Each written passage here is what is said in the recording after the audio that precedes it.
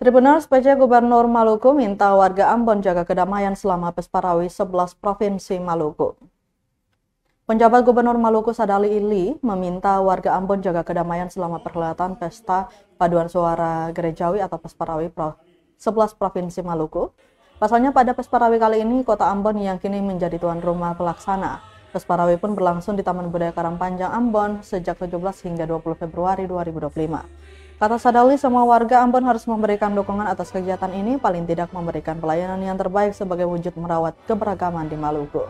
Dia juga mengapresiasi atas terselenggaranya momen ini, kemudian berharap semoga kegiatan ini dapat berlangsung secara aman, damai, dan lancar.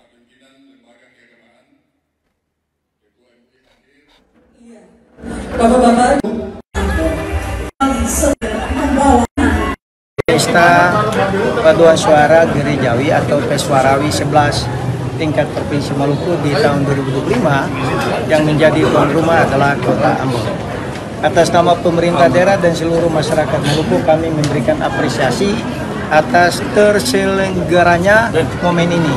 Nah, kami berharap ada dukungan dari seluruh masyarakat, khususnya Kota Ambon, dalam menjamu tamu-tamu Tuhan ini untuk memberikan pelayanan yang terbaik sebagai wujud kebersamaan kita dalam merawat kebinekaan toleransi umat beragama di Provinsi Maluku ini. Kita berharap semoga hajatan ini dapat berlangsung secara aman, damai, dan lancar, dan terpilih yang mewakili provinsi akan mengikuti ajang Pesparawi tingkat nasional di Manokwari nanti. Itu harapan kami, dan bagi teman-teman pers, tolong diinformasikan untuk seluruh masyarakat menjaga ketentraman, kebersamaan selama pelaksanaan kegiatan Pesparawi. Ambon untuk Indonesia dan City of Muslim untuk dunia. Akan Tuhan. Semoga Tuhan memberkati saudara-saudara sekalian. Amin.